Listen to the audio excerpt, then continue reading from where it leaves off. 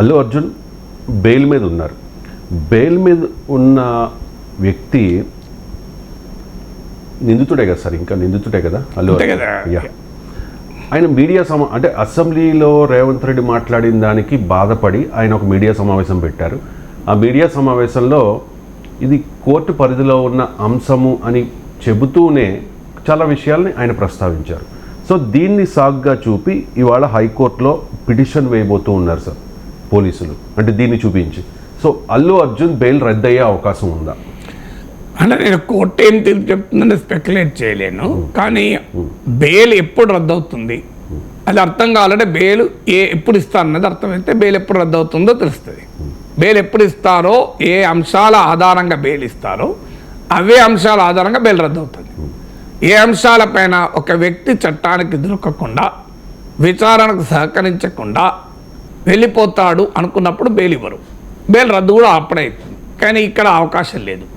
రెండవది సాక్షుల్ని ప్రభావితం చేస్తాడా, మూడవది సాక్ష్యాధారాల్ని తారుమారు చేస్తాడా, ఇలాంటి అంశాల ఆధారంగానే బెయిల్ ఇస్తారు, ఇలాంటి అంశాల ఆధారంగానే బెయిల్ రద్దు చేస్తారు. అందుకే మీకు అల్లు అర్జున్ నేను ఇది కోర్టు పరిధిలో ఉంది కనుక పరామర్శించడానికి వెళ్ళలేదు అని కూడా వివరణించారు. మా లీగల్ టీం వెళ్ళవద్దన్నది అని. ఎందుకంటే పరామర్శించడం అనేది క్లియర్గా సాక్షుల్ని ప్రభావితం చేయడం అయ్యే అవకాశం ఉంది.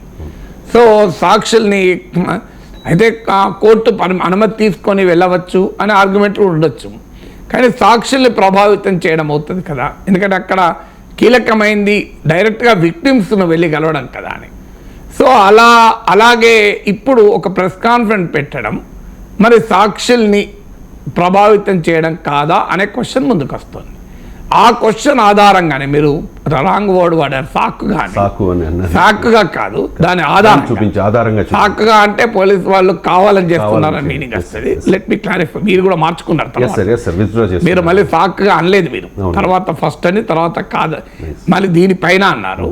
సో అందువల్ల ఆ క్లారిటీ గురించి చెప్తున్నా. సో దీని ఆధారంగా చేసుకునే బెయిల్ రద్దు చేయమని పోలీసు వెళ్తోంది. పోలీసు రద్దు కోర్టు బెయిల్ రద్దు చేయకపోవచ్చు, కానీ ప్రెస్ కాన్ఫరెన్స్ పెట్టవద్దు, మీడియాతో అడ్రస్ చేయొద్దని మాత్రం చెప్పే అవకాశం ఉంది. మీకు చాలా కేసుల్లో కూడా జనరల్గా కోర్టు కండిషన్ బెయిల్ ఇచ్చే కండిషన్స్లోనే మీడియాతో మాట్లాడకూడదు, మరీ ముఖ్యంగా ఈ కేసుకు సంబంధించిందని పెడతారు. మీకు అరవింద్ కేజ్రీవాల్కి బెయిల్ ఇచ్చేటప్పుడు అదే కండిషన్ పెట్టారు, రఘురామకృష్ణరాజు కూడా అదే కండిషన్ పెట్టారు, మీకు గుర్తుండే ఉంటుంది.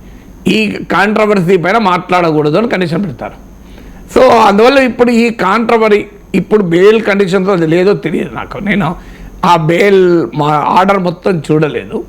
బహుశా మరి ఆ కండిషన్ లేనట్లుంది, ఉంటే ఎందుకు పెడతారు, పక్కన లాయర్ కూడా ఉన్నారు. సో బెయిల్ ఇచ్చేటప్పుడు కనుక మీడియాతో మాట్లాడొద్దు అని కండిషన్ పెట్టుంటే బహుశా అల్లు అర్జున్ మాట్లాడుంటారు. కండిషన్ లేదు, కండిషన్ బెయిల్ ఆర్డర్లో ఉండకపోవచ్చు. లేదు సార్, లేదు కాబట్టి ఆయన రిలీజ్ అయిన రోజు కూడా 2 times మీడియాతో మాట్లాడారు. సో అందువల్ల అయితే ఇప్పుడు కోర్టు మరి ఆ కండిషన్ పెట్టవచ్చు. ఎందుకంటే కండిషన్ కోర్టే పెట్టినప్పుడు నువ్వు దాని కొరకు బెయిల్ రద్దు చేసే స్థాయి కోర్టు పోకపోవచ్చు. అందువల్ల దర్ ఇస్ ఓన్లీ స్పెక్యులేషన్. ఒకసారి మొదలైతే వార్నింగ్ ఇచ్చి మీరు కనీసం మీడియాతో మాట్లాడొద్దని చెప్పి ఆ తర్వాత కూడా వైలేట్ చేస్తే, నార్మల్గా బెయిల్ కండిషన్స్ను వైలేట్ చేస్తే బెయిల్ రద్దు చేస్తారు. బెయిల్ కండిషనే లేనప్పుడు వైలేటింగ్ అనే అంశమే ముందుకు రాదు కదా. తర్వాత ఇక్కడ ఇంకో ప్రశ్న వస్తుంది, మరి అల్లు అర్జున్ని ఇన్ఫ్లుయెన్స్ చేస్తున్నాడా? మరి ముఖ్యమంత్రి అసెంబ్లీలో అలా మాట్లాడితే మరి ఇన్వెస్టిగేషన్ పైన ప్రభావం పడదా, ఇది పోలీస్ ఇన్వెస్టిగేషన్ పైన అనేటువంటి క్వశ్చన్ ముందుకు వస్తుంది. Yes, that can be an argument also. కానీ ఆర్గ్యుమెంట్ ఎవరు చేయాలి? ఒకవేళ అల్లు అర్జున్ తరఫున కనుక చేస్తే, సో ముఖ్యమంత్రి ఇలా మాట్లాడడం వల్ల ఇది పోలీస్ ఇన్వెస్టిగేషన్ ఇన్ఫ్లుయెన్స్ అవుతుంది, ఎందుకంటే ముఖ్యమంత్రి అభిప్రాయానికి భిన్నంగా పోలీసులు విచారణ జరిపి తేలుస్తారా? అందువల్ల ఇక్కడ పొలిటికల్ డిమాండ్, పొలిటీషియన్లు అయితే ఇప్పుడు డిమాండ్ వచ్చాయి సిబిఐకి రెఫర్ చేయండి అని. మరి సిబిఐ రెఫర్ చేస్తే అది ఎవరు? భారతీయ జనతా పార్టీ నాయకులు క్లియర్గా అల్లు అర్జున్కు సపోర్ట్ చేస్తున్న సమయంలో సిబిఐ విచారణ అడగడం అంటే ఏంటి, దాన్ని కేంద్ర పరిధిలోకి పోవడమే కదా అనేటువంటి డిమాండ్లు కూడా వస్తాయి, అనే వాదనలు కూడా వస్తాయి. బట్ ఏదైనా ముఖ్యమంత్రి అసెంబ్లీలో మాట్లాడాడు, తేడా అది. అల్లు అర్జున్ మీడియా ముందు మాట్లాడాడు. ముఖ్యమంత్రి అసెంబ్లీలో మాట్లాడడం పైన ఎవరికైనా ఏ అభిప్రాయం ఉండొచ్చు, అలా మాట్లాడితే మరి పోలీస్ ఇన్వెస్టిగేషన్ ఇన్ఫ్లుయెన్స్ కాదా అని. కానీ అలా అభిప్రాయం ఉండడం వేరు, ముఖ్యమంత్రి సభలో మాట్లాడేదాన్ని కోర్టులో ఛాలెంజ్ చేయాలి. ఇక్కడ కీలకమైన పాయింట్ అది. మీరు అల్లు అర్జున్ మీడియాలో మాట్లాడిన దాన్ని పోలీసులు వాళ్ళ కోర్టులో సవాల్ చేస్తున్నారు, బెయిల్ రద్దు చేయమని. ముఖ్యమంత్రి మాట్లాడేదాన్ని అల్లు అర్జున్ సవాల్ చేయలేడు కోర్టులో, వాళ్ళు ఎవరూ సవాల్ చేయలేరు. ఎందుకంటే అసెంబ్లీలో మాట్లాడేదానికి ఆ ఇమ్యూనిటీ ఉంటుంది. అసెంబ్లీలో మాట్లాడేదా అనే అంశాలలోకి కోర్టు పోదు. ఇది అసెంబ్లీకి ఉండే ప్రివిలేజ్. మన దేశంలో సెపరేషన్ ఆఫ్ పవర్స్ అంటారు, కోర్టులు, అసెంబ్లీ, ప్రభుత్వం. ఈ సెపరేషన్ ఆఫ్ పవర్స్ ఇది బేసిక్ స్ట్రక్చర్లో భాగం. కేశవానంద భారతి కేసులో సుప్రీంకోర్టు ఇది బేసిక్ స్ట్రక్చర్లో భాగమని తీర్పు చెప్పింది. అందువల్ల అసెంబ్లీలో జరిగే చర్చల జోలికి కోర్టులు నార్మల్గా పోవు. అందుకే మీకు ఉదాహరణ చెప్తాను. పెప్పర్ స్ప్రే లగడపాటి రాజగోపాల్ పార్లమెంట్లో వదిలాడు. దానిపైన ఢిల్లీ పార్లమెంట్ పోలీస్ స్టేషన్ పరిధిలో నాకు గుర్తున్న వరకు పొన్నం ప్రభాకర్ కేసు పెట్టాడు ఆ రోజుల్లో. కానీ ఇప్పటివరకు ఆ కేసు తేలలే మీకేమి. ఎందుకంటే పెప్పర్ స్ప్రే అసెంబ్లీ లోపల జరిగిన దాన్ని మరి కేసు రాదా? అయితే దానికి కూడా ఒక పాయింట్ ఉంది. అసెంబ్లీ లోపల కత్తులతో పొడుచుకుంటే కేసు ఎందుకు కాదు? అందువల్ల అందుకే పేటెంట్ కేస్ ఆఫ్ ఇల్లీగాలిటీ ఉంటే కోర్టులు ఇన్వాల్వ్ అవుతాయి, ఇర్రెగ్యులారిటీ ఉంటే ఇన్వాల్వ్ కాదు. కానీ ముఖ్యమంత్రి అసెంబ్లీలో మాట్లాడడం ఇల్లీగాలిటీ కాదు. ఏమైనా ఉంటే దానిపైన ఇది మాట్లాడడం ఏంటి అనే పొలిటికల్ ఒపీనియన్ ఉండొచ్చు, కానీ ఇట్ కెనాట్ బి కన్స్ట్రూడ్ అది ఇల్లీగాలిటీ. ఎందుకంటే ఇది లీడర్ ఆఫ్ ద హౌస్ అసెంబ్లీకి. సో అసెంబ్లీ ఇది ఇండిపెండెంట్ ఎంటిటీ. అందువల్ల మీకు ముఖ్యమంత్రి అసెంబ్లీలో మాట్లాడాడు కదా, అల్లు అర్జున్ మీడియాలో మాట్లాడితే తప్పేంటి అనేది ఆర్గ్యుమెంట్ పొలిటికల్ ఆర్గ్యుమెంట్గా పనికొస్తుంది తప్ప లీగల్ ఆర్గ్యుమెంట్గా పనికిరాదు. ఎందుకంటే అల్లు అర్జున్కు ఆ లీగల్ ఇమ్యూనిటీ లేదు. రేవంత్ రెడ్డి ముఖ్యమంత్రి హోదాలో కాన్స్టిట్యూషనల్ ఇమ్యూనిటీ ఉంది. ఆయన మా అసెంబ్లీలో మాట్లాడిన దానిపైన కోర్టు ఏం చేయరాదు. కానీ మరి అల్లు అర్జున్ మీడియా ముందు మాట్లాడిన దాని మీద కోర్టు అడ్వర్స్గా కూడా ఒపీనియన్ రావచ్చు కూడా, ఎందుకు మాట్లాడారని. ఎందుకంటే ఆ సమయంలో మరి టాక్టికల్గా ఏం చేయాల్సిందే అల్లు అర్జున్ వాదన ఏంటంటే నా పైన క్యారెక్టర్ అసాసినేషన్ జరుగుతోంది, నా మిస్లీడింగ్ ఇన్ఫర్మేషన్ ఉంది, నేను ఎవరికీ వ్యతిరేకంగా మాట్లాడడం లేదు అని క్లియర్గా అన్నాను. నేను ఏ ప్రభుత్వ వ్యవస్థ పైన పొలిటికల్ లీడర్ పైన మాట్లాడడం లేదు, మాకు వాస్తవానికి టికెట్లు పెంచుకునే అవకాశం ఇచ్చారు, నేను నా పైన మిస్లీడింగ్ ఇన్ఫర్మేషన్ ఉంది కనుక నేను క్లారిటీ ఇస్తున్నాను అన్నాడు. కానీ క్లారిటీ ఇస్తున్నాను అనే క్రమంలో అనివార్యంగా అల్లు అర్జున్ ముఖ్యమంత్రి చేసిన ప్రతివాదనను ఖండించాడు, పాయింట్ బై పాయింట్ ఖండించాడు. ఆ ముఖ్యమంత్రి ఏమో ఏసీపీ డీసీపీ వెళ్ళి అల్లు అర్జున్కు చనిపోయారని చెప్పినా ఆయన సినిమా చూశాడు, అరెస్ట్ చేస్తామంటే తప్ప ఆయన బయటికి రాలేదు అని ముఖ్యమంత్రి అన్నాడు. అసలు నాకు పోలీసులు ఎవరు చెప్పలేదు అని అల్లు అర్జున్ అన్నాడు.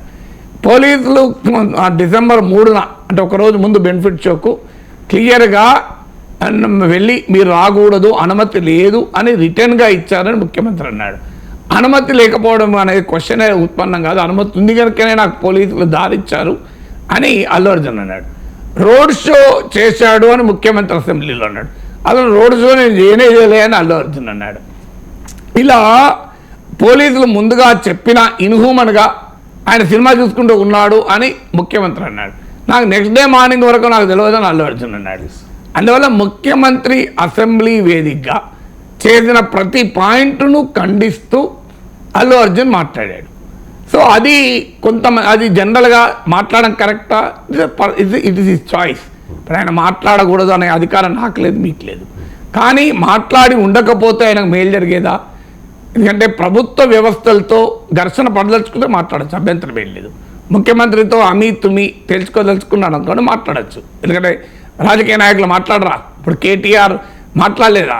కేటీఆర్ బయట ప్రెస్ కాన్ఫరెన్స్ పెట్టి ఆయన పైన పెట్టిన కేసు పైన మాట్లాడాడు కదా. అంటే రాజకీయ నాయకులకు బస్తీ మీద సవాళ్ళు చేస్తారు. That is a different game all together కదా. ఇప్పుడు that is a game between two politicians. So Revanth Reddy మాట్లాడతాడు, కేటీఆర్ మాట్లాడతాడు, బస్తీ మీద సవాల్ అంటాడు, జైలుకు పోతా అంటాడు, ఏమన్నా చేసుకుంటాడు, సంగతి ఏందో తేలుస్తా అంటాడు, జైలుకు పోతే నాకేం భయమా అంటాడు. కానీ ఈ రకమైన ఛాలెంజ్ మీరు ఫిలిం ఫ్రెటర్నిటీ చేయగలుగుతుందా అనేది ప్రశ్న. సో ఒక chief minister versus leader of opposition నాయకుడు వేరు, chief minister versus cinema hero వేరు. అందువల్ల అలా వివరంగా point to point press conference పెట్టి రియాక్ట్ అవ్వడు కన్నా ఒక స్టేట్మెంట్ ఇచ్చుంటే ఇది కోర్టు పరిధిలో ఉంది కనుక నేనేం మాట్లాడినా అది సాక్ష్యాలను ప్రభావితం చేసినట్టుగా గౌరవ న్యాయస్థానం భావించే అవకాశం ఉంది కనుక నేను ఇప్పుడు మాట్లాడలేదు. కానీ నాపై జరుగుతున్న ప్రచారం పట్ల విచారాన్ని వ్యక్తం చేస్తున్నాను. నాపై జరుగుతున్న ప్రచారంలో నిజం లేదు అని నేను సమయం వచ్చిన సందర్భం వచ్చినప్పుడు నేను మీకు వివరంగా చెప్తాను. వీడియో రిలీజ్ చేసి ఉంటే సరిపోయేది. ఎందుకంటే ప్రెస్ స్టేట్మెంట్ ఇస్తే మళ్ళీ టీవీలకు కష్టం కదా. సో మనకు కూడా కష్టం, అది యూట్యూబ్లో కూడా పెట్టరాదు. సో అందువల్ల ఒక వీడియో రిలీజ్ చేస్తుంటే అయిపోయేది. ప్రెస్ కాన్ఫరెన్స్ అడ్రస్ చేయడం లీగల్గా రైటా రాంగా కోర్టు డిసైడ్ చేస్తుంది. ఆయనకు ఛాయిస్ లేదా, లీగల్గా రైట్ ఉన్నప్పుడు ఆయనకు హక్కు ఉంది. కానీ if I am is advisor, నేను ఆయన అడ్వైజర్ ఎందుకుంటా కానీ చెప్తున్నా. సో ఈ లీగల్ అడ్వైజర్ ఏం చేయాల్సిందే అంటే మీరు ప్రెస్ కాన్ఫరెన్స్ పెట్టకండి, మీరు ఒక వీడియో రిలీజ్ చేసి వెళ్ళండి. ఎందుకంటే కాన్ఫ్రంటేషన్ మోడ్లోకి వెళ్ళడం వల్ల ఉపయోగం లేదు. కాన్ఫ్రంటేషన్ మోడ్ పొలిటికల్ లీడర్షిప్ వెళ్తుంది. ఎందుకంటే పాలిటిక్స్ నడిచేదే కాన్ఫ్రంటేషన్తో, కానీ సినిమా నడిచేది కాన్ఫ్రంటేషన్తో కాదు. సో అందువల్ల ఒక తనపై జరుగుతున్న ప్రచారమే అని అల్లు అర్జున్ అనొచ్చు, తనపై జరుగుతున్న సమాచారం దానిపైన ఒక వ్యక్తిగా తాను రియాక్ట్ కావాలి అనుకున్నప్పుడు అంటే కంటెంట్ ఆఫ్ ద రియాక్షన్ కాదు, form and content of the reaction అనేది ఒక రకంగా ఉండాలి. లేదు కాన్ఫ్రంటేషన్లో ఉంటే బస్తీ మెసవాళ్ళు అన్నారు అనుకోండి, అభ్యంతరం లేదు. ఇప్పుడు అందుకే నేను కేటీఆర్ ఫార్ములా ఈ కేసు ఉదాహరణ చెప్పాను. కేటీఆర్కున్న వెసులుబాటు అల్లు అర్జున్కు ఉంటుందా అంటే పౌరుడుగా ఉంటుంది. కానీ ఆయన ప్రొఫెషన్, ఆయన నేపథ్యం వేరు కనుక ఆ వెసులుబాటు తీసుకోవాలా వద్దా అనేది ఆయన నిర్ణయం, అది మనం కాదు నిర్ణయించేది. కానీ సాధారణంగా ఇలాంటి సందర్భాల్లో నీవు కాన్ఫ్రంటేషన్కు సిద్ధపడితే కౌంటర్ ఇవ్వడం వేరు. కానీ అల్లు అర్జున్ వివరణలో ఎక్కడా కాన్ఫ్రంటేషన్కు సిద్ధపడట్లేదు. పదే తాను కేవియట్లు ఇచ్చుకుంటూ వెళ్ళాడు. నేను ఏ పొలిటికల్ లీడర్ని అంటలేను, ఏ ప్రభుత్వ వ్యవస్థను అంటలేను, నాపై జరుగుతున్న ప్రచారానికి మాత్రమే సమాధానం చెప్తున్నా అంటున్నాడు ఒకవైపు. అంటే I'm not ready for confrontation అంటున్నాడు. బట్ స్టిల్ కౌంటర్ ఇస్తున్నాడు పెద్దానికి.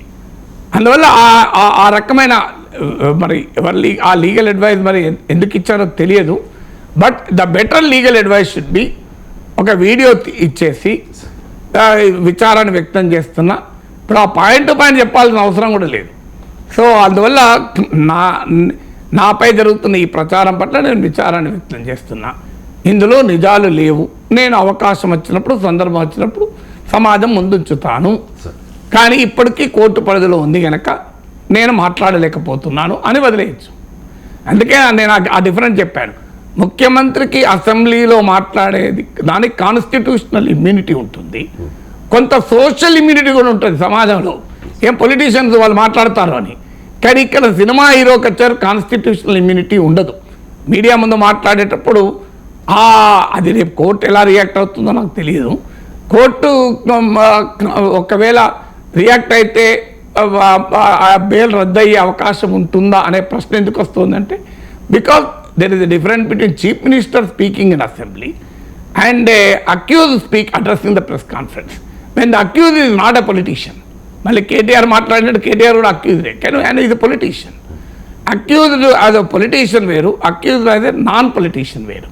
నాన్ పొలిటికల్ సెలబ్రిటీకి డిఫరెంట్ ఉంటుంది పొలిటికల్ లీడర్కి మధ్య. అందువల్ల the better legal advice should have been avoid the press conference, simply issue a video, then the issue would have close కదా. Accused and bail మీద కూడా ఉన్నారు కాబట్టి